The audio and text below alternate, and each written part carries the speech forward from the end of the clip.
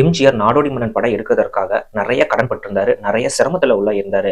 So அந்த படத்திற்காக சுச்சுவேஷனுக்கு தகுந்த பாட்டு எழுதணும் அப்படின்னு சொல்லி கண்ணதாசனையும் பட்டுக்கோட்டையை இருந்துட்டு நம்ம எம்ஜிஆர் அணுகியிருக்கிறாரு. இருவரையுமே இருந்துகிட்டே நாளைய தினம் 9 மணிக்கெல்லாம் வந்துருங்க அப்படின்னு சொல்லி எம்ஜிஆர் சொல்லியிருக்காரு.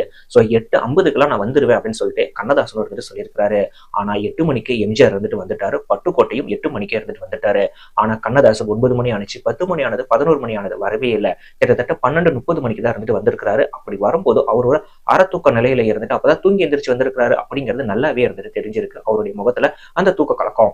சோ வந்த உடனே எம்ஜிஆர் கிட்ட கண்ணதாசன் கூறியது, வர்றது கொஞ்சம் லேட் ஆயிருச்சு, தயவு செஞ்சு என்ன மன்னிச்சிருங்க அப்படின்னு சொல்லியிருக்காரு. அதுக்கு எம்ஜிஆர் வந்துட்டு, பரவாயில்ல உட்காருங்க, சோ நீங்க வர்ற நேரம் தாமதமாகுதே, அதற்குள்ளார ஒரு பாட்டு இருந்துட்டு எழுதிடலாம் அப்படின்னு சொல்லிட்டு பட்டுக்கோட்டையை வச்சு ஒரு பாட்டை எழுதி இருக்கிறோம், அந்த பாட்டை கொஞ்சம் படிச்சு பாருங்க அப்படின்னு சொல்லி கொடுத்திருக்காங்க.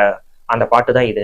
நல்ல பொழுதை எல்லாம் தூங்கி கெடுத்தவர்கள் நாட்டை கெடுத்ததுடன் தானும் கெட்டார். பிழைத்துக் கொண்டோரெல்லாம் பிழைத்துக் கொண்டார், உன்போல் புரட்டை விட்டோரெல்லாம் கோட்டை விட்டார். சோ இதை கேட்டு கண்ணதாசன், இதற்கு நீங்க என்ன செருப்பாலேயே இருந்துட்டு அடிச்சிருக்கலாம் அப்படின்னு சொல்லியும், அதற்கு பிறகு எந்த ஒரு இடத்திற்கும் சரி சரியான நேரத்துக்கு போகக்கூடிய ஒரு பழக்கத்தை இருந்துட்டு பாத்தீங்கன்னா கண்ணதாசன் வந்துட்டு பின்பற்றி வந்திருக்காரு.